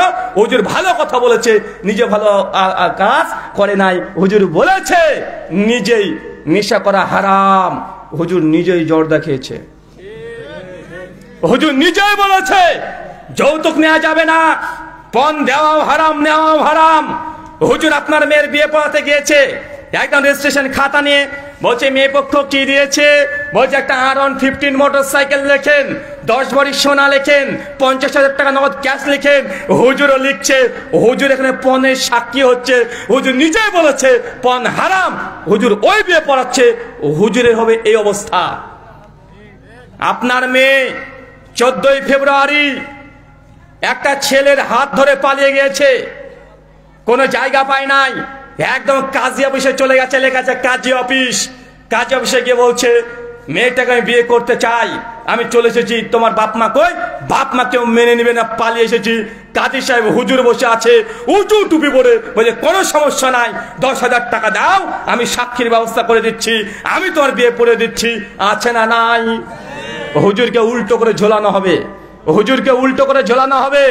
আল্লাহ নেই বলছেন সুনান তিরমিজি হাদিস নাম্বার 1102, লা লিকা ইল্লা বিওয়ালি, ওই বিয়েটা বৈধ নয় যে বিয়েতে মেয়ের গার্জেন রাজি নাই। মেয়ের খালা যদি 10,000 খালা যদি একত্রিত চলে আসে, যদি আপনার সরকার মহিলা সরকার যদি চলে আসে, তারপরেও মেয়ের বাপ যদি জীবিত থাকে, গার্জেন ওয়ালি যদি জীবিত থাকে, তারপরেও বিয়ে পড়াতে পারবে না। মেয়ের ওয়ালি গার্জেন মেয়েরা হতে পারে না। কিন্তু হুজুর কিভাবে সাক্ষীহীন ভাবে লোককে সাক্ষী বানিয়ে টাকা দিয়ে বিয়ে পড়ে ফতোয়া দিচ্ছে, জায়েজ আছে না নাই? কথা বলেন। হুজুরের কাছে গিয়েছেন, হুজুর একটা মেয়েকে ভালোবাসে 10 বছর ধরে, তাকে ছাড়া বাঁচবো না, মেয়েটার বিয়ে হয়ে যাচ্ছে, আমাকে কিছু তদবির করে দেন। হুজুর বলছে একদম গ্যারান্টি 3 দিনের মধ্যে কাজ হবে, তোকে একটা তাবিজ লিখে দিব, গ্যারান্টি। মেয়ে মানে মেয়ের মাও তোর বিছানে চলে আসবে। ভাই এরকম আছে না নাই? কথা বলেন। একদম গ্যারান্টি। হুজুর কি করতে হবে? তোকে কিছুই করতে হবে না, মেয়ের যে সময় মেন্স রজস্বলা হবে তার ওই ন্যাকড়া নিয়ে চলে আসবি। বদমাশ আছে না এরকম? বলেন। মেয়ের চুল নিয়ে আসবি, তার গোপন গোপন যত জিনিস আছে সবগুলো নিয়ে আসবি। হুজুর মনে পানিতে ধুয়ে খাবে ওগুলো। কথা মনে বুঝতে পারলেন না? এইগুলো লাগবে, আর কি লাগবে? এই লাগবে, ওই লাগবে বলে আপনার কাছে 10,000 টাকা নিয়ে নিচ্ছে। 72 ঘন্টার মধ্যে কাজ, আপনি ওই কাজ করতে চলে গেলেন, আপনি 10,000 টাকা দিয়ে মেয়েটাকে জাদু করে বশ করে বিয়ে শাদী করছেন। এই হুজুরকে উল্টো করে ঝুলানো হবে, তার ঠোঁটার জিহ্বাগুলোকে আগুনে কাঁচি দিয়ে কাটা হবে। এটা হুজুরের শাস্তি। হুজুর 1,00,000 বার হজ করলেও হুজুরকে জাহান্নামে যেতে হবে। আপনি ভাবছেন হুজুর মানে ফেরেশতা, হুজুরকে জাহান্নামে যেতে হবে। বুঝতে পারলেন না? সব নবীর কথা এগুলো। আল্লাহ নবী বলছে মিশকাত হাদিস 4912 এবং 13, আল্লাহ বলছেন যে হঠাৎই দেখছি জাহান্নামে আর এক জায়গায় চলে গেছি। মানুষের আযাব দেখছে, কাকে কিভাবে আযাব হয় আযাব দেখছে। হঠাৎ করে দেখছে যে একটা মানুষকে টেনে হিঁচড়ে নিয়ে এসে জাহান্নামে ফেলে দিয়েছে, আর জাহান্নামে যখনই ফেলে দিয়েছে তার নাড়ি ভুঁড়ি ফেটে একদম একাকার হয়ে গেছে। আল্লাহ বলছেন একটা গাধা বা গরু যেমন ওই যে যখন ধান টানগুলোকে বনে না ঘুরে ঘুরে, ওই যে ওইভাবে নারী ঘুরে নিয়ে গোল গোল করে ঘুরে বেড়াচ্ছে। আল্লাহ নবী জিবরিল এর কি অপরাধ, কি করেছে, কি করেছে? আর জাহান্নামীরা পাশ দিয়ে যখন যাবে, জাহান্নামীরা তখন বলবে এই আপনি আমাদের হুজুর না, মসজিদে খতিব তো আপনি জুমাতে খুতবা দিতেন, কি ব্যাপার হুজুর আজ কি অবস্থা? আজকে এখানে জাহান্নামে নারী ভুড়ি করে বেরিয়ে গেছে, আপনি কেন জাহান্নামে? আপনি তো হুজুর, আপনি আল্লামা, বড় বক্তা, অনেক বড় কারি, আপনি তো দুবাই থেকে ট্রফি নিয়ে চলে এসেছেন, গোটা বিশ্বের রেকর্ড করেছেন। হুজুর আজ কেন জাহান্নামে? হুজুর বলবে আমি কোরআন পড়েছি, আমল করি নাই, মানুষকে ভালো কথা বলেছি, নিজেই করি নাই, তার জন্য আজকে জাহান্নাম। এটা হুজুরের শাস্তি। হুজুরের অনেক মর্যাদা, আলেমদের অনেক মর্যাদা। দুনিয়াতে নবীদের পর, সাহাবীদের পর সবচেয়ে যদি কারো দামি মর্যাদা হয়ে থাকে এই দুনিয়াতে, সেটা হুজুরদের। কাদের? হুজুরদের। তার মানে সব হুজুরদের নয়, কিছু হুজুর আছে যাকে জাহান্নামে আল্লাহ নবী বলছেন আমি দেখে এসেছি। আল্লাহ নবী বলছেন, সহিহ বুখারী 3227 নম্বর হাদিস, যে আমি যখন জান্নাতে গেলাম, এই বক্তব্য শুনেছেন যে জাহান্নামে নারী আর নারী, শুনেন নাই ভাই, নারী দিয়ে পূর্ণ। কিন্তু নবী জাহান্নাম থেকে যখন ফিরে জান্নাতে ঢুকছেন, দেখছে একটা মহিলাকে, সে জান্নাতে। আল্লাহ নবী দুনিয়াতে এসে আবু হুরায়রা আনাস বিন মালিককে বলছেন যে আনাস বিন মালিক, জান্নাতে একটা রমণীকে দেখে এসেছি। শুধু জাহান্নামের নারী না, জান্নাতে নারীকেও দেখে এসেছি আল্লাহ নবী একজন জান্নাতে আগে থেকে। তার নাম কি জানেন? আনাস বিন মালিকের মা রুমাইসা, নামটা মনে পড়ে? আবু তালহার স্ত্রী রুমাইসাকে আগে থেকে নবী জান্নাতে দেখে এসেছে। জান্নাতে শুধু জাহান্নামে তো নারী দেখেছেন, জান্নাতে নবী নারীকেও দেখে এসেছে। তার নাম হচ্ছে আনাস বিন মালিকের মা রুমাইসা, আবু তালহার স্ত্রী। আবু তালহা বিখ্যাত সাহাবী। হুদায়বিয়ার যুদ্ধে যখন কাফেররা আল্লাহ নবীকে যখন তীর নিক্ষেপ করছে, আবু তালহা নবীর সামনে গিয়ে বুক পেতে দাঁড়িয়ে গেছে। আবু তালহার মৃত্যুর আগে তার শরীরের অনেক জায়গাতে তীরের আঘাত ছিল, নবীকে বাঁচানোর কারণে। শুধু উহুদের যুদ্ধ, হুদায়বিয়ার সন্ধি, কমপক্ষে 7 থেকে 8টা যুদ্ধে অংশগ্রহণ করেছে। আবু তালহার স্ত্রী রুমাইসা এমন পরেশগার নারী, যাকে আগে থেকে জান্নাতে নবী দেখে এসেছে। যেমন বেলালের পায়ের আওয়াজ নবী আগে থেকে দেখে এসেছে, রুমাইসাকেও জান্নাতে সে ঘোরাফেরা করছে, নবী আগে থেকেই দেখে এসেছে। কি করেছিল রুমাইসা? এমন কিছু বড় কাজ করে নাই। ছোট্ট একটা ঘটনা শুধু বলে বুঝতে পারবেন। ইমাম হাজার আসকালানির রাহিমাহুল্লাহ লিখিত গ্রন্থ আল ইসবা তামিজুস সাহাবা প্রথম খণ্ডের 18 পৃষ্ঠা, সেই মুসলিমের কিছুটা অংশ এসেছে 2728 নম্বর হাদিস। আর এই সিরাতের গ্রন্থে বড় ভাবে ঘটনাটা এসেছে, অত বড় বলছি না, ছোট্ট একটা ঘটনা। আবু তালহা নবীজির সাহাবী, জিহাদে গিয়েছেন। 2 মাস 1.5 মাস কেটে গেছে। যাওয়ার পূর্বে তার সন্তান অসুস্থরত অবস্থায় রেখে গিয়েছে। কে বলেন তো চাচা? ভালো করে বুঝেন মায়েরা, এটা আপনার জন্য। আবু তালহা নবীর একজন সাহাবী, তার সন্তান আছে একজন, জিহাদের ডাক চলে এসেছে। অসুস্থ সন্তানকে বাড়িতে রেখে আবু তালহা চলে গেছে। দীর্ঘ কয়েক মাস পর বাড়িতে ফিরছেন। আর আবু তালহার স্ত্রীর নাম হচ্ছে রুমাইসা।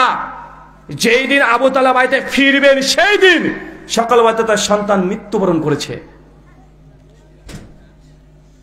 রুমাইসা যখন দেখছেন যে আজকেই 1.5 মাস পর আবু তালহা আসছে বাড়িতে, মৃত সন্তান যদি দেখে তার হৃদয় খণ্ড বিখণ্ড হয়ে যাবে, স্থির থাকতে পারবে না।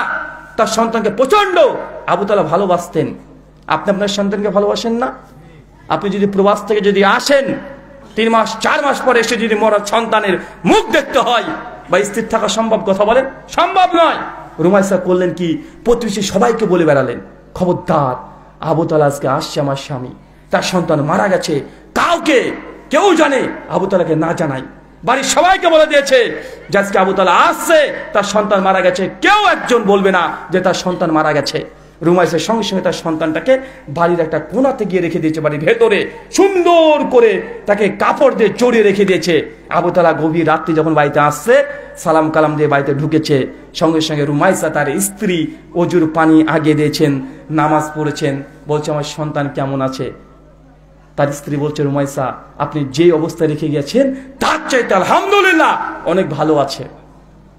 আবু তালহা মনে করলেন যে হ্যাঁ ভালো আছে, ছেলে ভালো হয়ে গেছে। 1.5 মাস, তখন তার ফোন নেই যে ফোন করে বলে দিবে কি হয়েছে।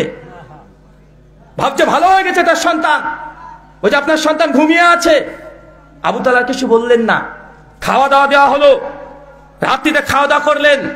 রুমাইসা সুন্দর করে সাজগোজ করলেন। অনেকদিন পর স্বামী এসেছে বাড়িতে, সেন্ট আতর গোলাপ যা আছে সুন্দর করে মেখেছেন।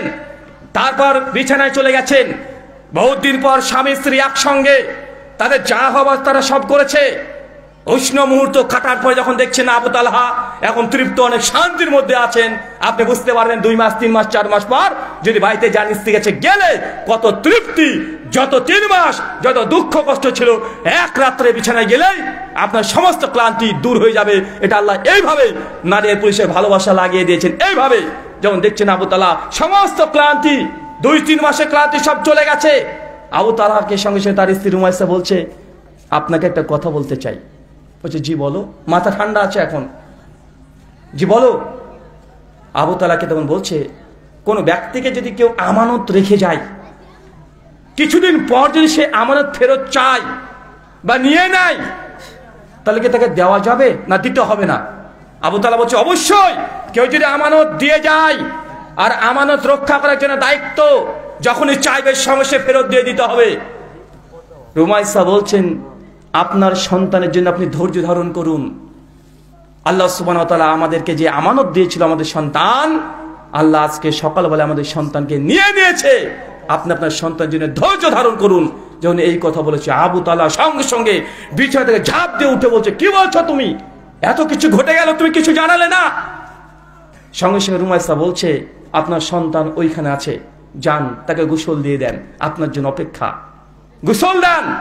সঙ্গে সঙ্গে আবু তালহা তার সন্তানকে নিজ হাতে গোসল দিয়ে, ফজরের আজান পড়ে গেছে, মসজিদে ছুটে চলে গেছে, নবীর সঙ্গে সালাত আদায় করেছে। সালাত আদায় করে আল্লাহ নবীকে, আল্লাহ নবী আজকে আমার সঙ্গে এই ঘটনা ঘটেছে, এই জিনিস ঘটেছে, আল্লাহ নবী কি বলছেন আপনি? আল্লাহ নবী বলছেন, আবু তালহা আজকে রাত্রিতে তোমরা স্বামী স্ত্রী যা করেছো, আল্লাহ এতটা খুশি হয়েছে আজকের এই কারণে তোমার পরিবারে আল্লাহ ডাইরেক্ট বরকত অবতীর্ণ করেছেন। ফাতুল বাড়ির মধ্যে মহাজার আজকে বলছেন, আবু তালহার আর রুমাইসার সম্পর্কে পরে 3টে সন্তান হয়েছে, 3টেই কোরআনের হাফেজ। আলহামদুলিল্লাহ। দেখেছেন ধৈর্য কাকে বলে, কিভাবে স্বামীর প্রতি ভক্তি শ্রদ্ধা ভালোবাসা বিনয় প্রকাশ করতে দেখেছেন। ছোট্ট একটা কাজ আল্লাহ এতই পছন্দ করে নিয়েছে যে রুমাইসাকে আগে কিয়ামত সংঘটিত হয়নি, আগে জান্নাতের মধ্যে সে ঘুরে বেড়াচ্ছে, নবী দেখে এসেছে। আপনার স্ত্রীর কথা চিন্তা করেন, মায়েদের কথা চিন্তা করেন, বোনের কথা চিন্তা করেন। স্বামী যদি রাত 10টার দিকে প্রতিদিন বাড়িতে আসে, আজকে 11টা বেজে গেছে, একদম বাড়িতে আগুন জ্বলছে, 50 বার ফোন আছে না নাই, কথা বলেন। জানে যে স্বামী আমার দোকানে বেচা কেনা করছে, জানে প্রতিদিন 10টার দিকে চলে আসে, কিন্তু আজকে 1 ঘন্টা লেট হয়ে গেছে, জানে তার স্বামী নোংরা কোনো কাজ করে না, বন্ধুদের সঙ্গে আড্ডা পেটে না, যা করে ভালো কিছুই করে, তারপরেও স্ত্রীর গরম রাগ দাউ দাউ করে বাড়িতে আগুন জ্বালিয়ে দেয়, আছে না নাই? আর মায়েরা তো আছে, যে তোমার সঙ্গে দীর্ঘ 20টা বছর সংসার করলাম, কোনোদিন তুমি এই জিনিসটা আমাকে চেয়েও চেয়েও তুমি আমাকে দাওনি, আছে না ভাইজান? আছে। এটা মেয়েদের কমন, প্রত্যেকটা মেয়ের রোগ আছেই আছে। বলছে আমি বলে তোমার সংসার করে গেলাম, অন্য কোনো মেয়ে যদি হতো না, জিন্দগিতে তোমার সংসার করতো না, আছে না নাই, কথা বলেন। এটা মেয়েদের কমন বৈশিষ্ট্য, করবে। রুমাইসাকে দেখেন, রুমাইসা আনাস বিন মালিকের মা, তিনি কিভাবে নিজের সন্তান মৃত্যুবরণ করেছে, তারপরেও স্বামী কষ্ট পাবে, 1.5-2 মাস পর বাড়িতে আসছে, সেই জন্য কষ্ট না পায়, কিভাবে সান্ত্বনা দিয়ে ধৈর্য ধরে আছে। আপনাকে দেখতে হবে জান্নাতে যেতে হলে রুমাইসার মতো আমল, ধৈর্য, সবর, এগুলো আপনাকে করতে হবে। আমি আগেই বলেছি, ফেরাউনের স্ত্রী আসিয়া জান্নাতে ঘর পাবে, সূরা তাহরিমের 11 নম্বর আয়াত। মায়েদেরকে বলি, আপনার স্বামীকে ফেরাউনের চাইতেও খারাপ, ফেরাউনের চাইতেও খারাপ। ফেরাউন প্রতিদিন তার বিবি আসিয়াকে জেলখানে বন্দি রেখেছিল, 100-200 করে বেত্রাঘাত প্রতিদিন, সকালবেলায় সন্ধ্যাবেলায় প্রতিদিন 200 বেত্রাঘাত মারতো আসিয়া, তারপরেও সে সবর ধৈর্য ধারণ করেছে। আর আল্লাহ বলছে, আল্লাহ দুনিয়াতে ফেরাউনের এই রাজপ্রাসাদ আমার দরকার নেই, এই রাজপ্রাসাদ দরকার নেই, তোমার জান্নাতে একটা আমার ঘর দরকার। জান্নাতের জন্য সব প্রতিদিন 200 করে বেত্রাঘাত। আপনার স্বামী কটা আপনাকে মেরেছে, কদিন থাপ্পড় মেরেছে, কদিন আপনার সঙ্গে কটু কথায় কথা বলেছে, কদিন আপনি চেয়েছেন পান নাই। ফেরাউনের স্ত্রী আসিয়া ধৈর্য ধারণ করেছে, আপনার স্বামী এখনো ফেরাউনের মতো হয় নাই, ফেরাউনের 1000 ভাগেরও 1 ভাগও আপনার স্বামী না, তারপরেও আপনি এত স্বামীকে নিয়ে অসন্তুষ্ট, এখনো স্বামীর যা বলে মুখে মুখে তর্ক চলছে, আছে না নাই? আল্লাহ সুবহানাহু ওয়া তাআলা মায়েদেরকে তুমি হেদায়েত দান করো, আমিন আমিন। জাহান্নামে যেমন মেয়েরা সবচেয়ে বেশি, আবার জান্নাত মেয়েরাই ইসলামে প্রথম সবচেয়ে বেশি ইসলাম গ্রহণ করেছে মেয়েরা। আচ্ছা বলেন তো, জমজমের পানি প্রথম কে পান করেছে দুনিয়ায়? বলেন। হাজেরা, নবী ইব্রাহিমের স্ত্রী হাজেরা, নারী না পুরুষ? প্রথম হজের যে সাফার মারোয়া পাহাড় সাই কে করেছে, নারী না পুরুষ? প্রথমে মেয়ে মানুষ হাজেরা। তার জন্য ওকে স্মরণ রেখে আজকে আমরা সাফার মারোয়া পাহাড় সাই করছি, হজ করতে গিয়ে, উমরা করতে গিয়ে নারীর মাধ্যমে। চিন্তা করতে পেরেছেন? প্রথম অর্থ, টাকা পয়সা, দাওয়াতে কাজ ইসলামের ব্যয় কে করেছে? কে? খাদিজা। ইসলামের পথে মেয়েরা, পুরুষরা নয়, মেয়েরা প্রথম ব্যয় করেছে। প্রথম কই আছে দেশের জন্য শহীদ হয়েছে কে? নারী না পুরুষ? মেয়ে মানুষ, সুমাইয়া। চিন্তা করতে পারছেন? সবকিছু মেয়েরা অ্যাডভান্স।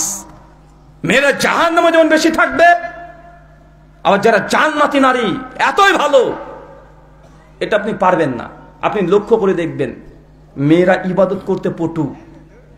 স্বামী যা ইবাদত করে মেয়েরা তার চাইতে ডবল ইবাদত করে। আপনি কয়টা নফল সিয়াম রাখেন বলেন তো? 365 দিনে কটা রাখেন? আপনি রমাজান মাসে রাখেন, তারপরে 6টা তো শাওয়াল মাসে রাখতে চান না, কিন্তু আপনার স্ত্রীকে দেবেন ঠিক করে রেখে দেয়। আচ্ছা না, কথা বলেন। কবে যে কোন রোজা রাখতে হয় আপনি জানেন না, ঠিক ও জানে। কখন যে কোন সালাত আদায় করতে হয় নফল, মেয়েরা জানে। তারপরে মেয়েরা তো জাহান্নামে কেন যাবে? কারণ আছে। ওই যে স্বামীর সঙ্গে শুকরিয়া আদায় করেনি, এই জন্য জাহান্নামে তারা যাবে, তো চিরস্থায়ী না। কি বললাম বলেন তো ভাই? চিরস্থায়ী না। জাহান্নামে যাবে, লক্ষ বছর থাকবে, আবার আল্লাহ সুবহানাহু ওয়া তাআলা জান্নাতে নিয়ে আসবে। তাই মেয়েদের সবচেয়ে খারাপ যে গুণ, এটা মেয়েরা নিজেরাও বুঝে, যে ও নিজে বুঝে না, বেশি তর্ক করে। আছে না নাই? কথা বলেন। ও বুঝতে পারছে যে আমি যে দাবিটা করছি এটা ভুল দাবি করছি, ভুল দাবি করছি, তারপরে জেদ করে। এটা মেয়েদের কি ফিতরাত। তাই ছেলেদেরকে বুঝতে হবে যে না, মেয়েদেরকে আল্লাহ এইভাবে সৃষ্টি করেছে। শুধু মেয়েদের দোষ না, আপনারও দোষ আছে। আল্লাহ নবী তো জেনেছেন, বারবার আপনাকে হাদিস বলা হয়েছে যে নারীদেরকে আল্লাহ সুবহানাহু ওয়া তাআলা সৃষ্টি করেছেন বাঁকা পাজরের হাড় থেকে। নবী বলছেন বেশি সোজা করতে যাও না, ও যা বলছে তর্ক করতে যেও না মেয়ে মানুষের সঙ্গে। যদি তর্ক করতে যাও তাহলে ওই বাঁকা হাড় ভেঙে যাবে, সংসারে দাও দাও করে আগুন জ্বলবে। তার মানে যদি তার কাছ থেকে ফ্যাসিলিটি নিতে চাও, তা বাঁকা হাড় আছে উপরে হাত বোলাও, হাত বোলাও, মানে যা বলছে ওটাকে মেনে নিতে হবে। বলে যদি যে তোমাকে নীল কোটটা পরে তো ভালো লাগছে, এখন ভাইকে কি বলতে বলেন তো? ওনার স্ত্রী বলছে যে তোমাকে নীল কোটটা পরে খুব ভালো লাগছে, আর লাল এই পায়জামাটা পরে তো দারুণ লাগছে। এখন ভাইকে কি বলতে হবে?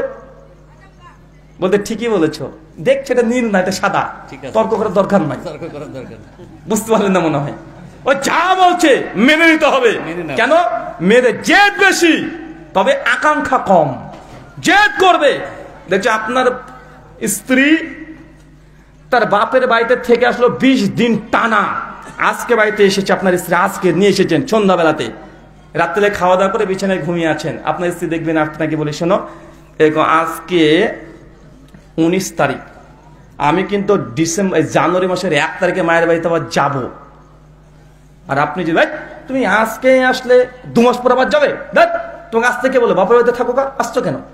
এই ব্যাপারে এইভাবে যদি আপনি কথা বলেন স্ত্রীর সঙ্গে, ওই রাত্রি বাড়িতে থেকে শুরু হয়ে গেলে আগুন জ্বলবে। 3 মাস বাড়িতে থাকবেন, দাও দাও করে আগুন জ্বলবে, ওটা বাড়িটাকে জাহান্নাম করে ছেড়ে দিবে। তাহলে আপনাকে কি করতে হবে বলেন তো ভাইজান? কি করতে হবে জানেন? যখন রাত্রিতে এসে বলবে যে শোনো এই জানুয়ারি মাসের 1 তারিখ কিন্তু আব্বার বাড়িতে আবার যাবো, তখন আপনার বলতে দাঁড়া আমি তো খুব ভুলে মানুষ গো, বারবার ভুল হয়ে যায়। টুক করে পকেট থেকে 500 টাকা বের করে দিয়ে বলতে হবে যে আমি ভেবেছিলাম তোমার মাকে একটা শাড়ি কিনে দেবো, মানে শাশুড়ি মাকে শাড়ি কিনে দেবো, তো মনে ছিল টাকাটা রেখো, আর জানুয়ারি 1 তারিখে না 25শে ডিসেম্বর যাবে, হ্যাঁ তোমাকে থুয়ে রেখে আসবো। শুধু এই কথা বলে দেন। কি বলবেন বলেন তো ভাইজান? জানুয়ারির 1 তারিখে নয়, 25শে ডিসেম্বর, মানে 5 দিন আগে, 1 সপ্তাহ আগে। এত লেট করবা কেন? মা তোমার বয়স্ক, আগে যাবে, 500 টাকা হাতে দিয়ে দেন। যদি একবার দিয়ে দিয়েছেন সারা রাত মনে হবে 500 রাত চলছে আবার। কেন বলেন তো ভাইজান? মেয়েদের জেদ বেশি কিন্তু আকাঙ্ক্ষা কম।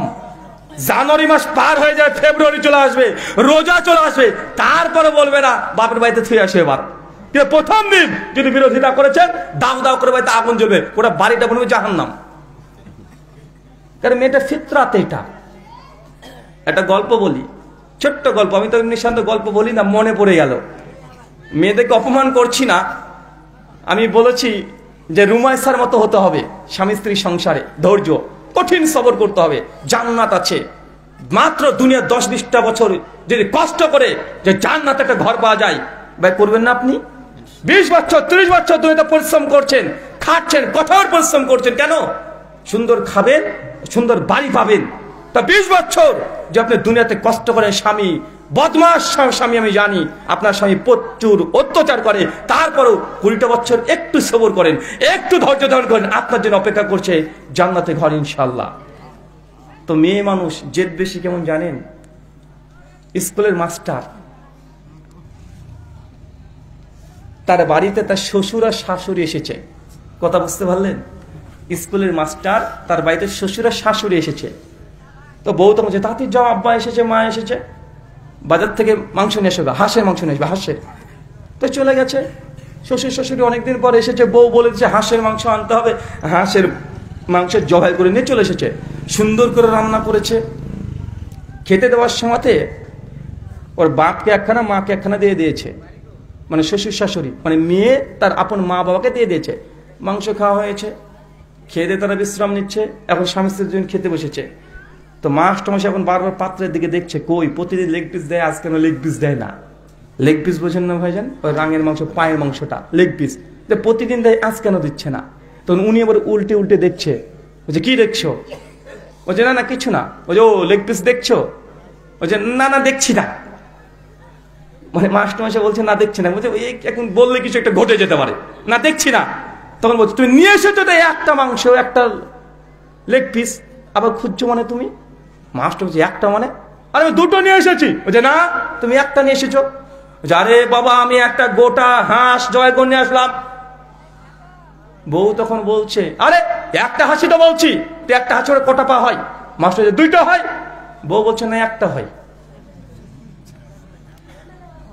মাস্টার বলে কি দুটো হয়? বউ বলছে না একটা হয়। তুই কি খেয়ে মাস্টার হয়েছে গো? হাঁসের কোনো দুটো পা হয় নাকি? হাঁসের তো একটাই হয়। মাস্টার বুকা বেনে গেছে, বলে কি রে ভাই? আরে আমি মাস্টার মশাই পড়াই, হাঁসের 2 পা, আর বউ বলছে না তুমি বোকা পাগল মানুষ, তুমি তুমি কি খেয়ে লেখাপড়া করেছো মাস্টার? কি করে হয়েছো? হাঁসের 2টো পাই হয় না। মাস্টার কেন তার বউ ধরে নিয়ে পুকুরের ধারে চলে গেছে, চলো দেখাচ্ছি তোমাকে, চলো। মাছটাকে টেনে নিয়ে চলে গেছে পুকুরে।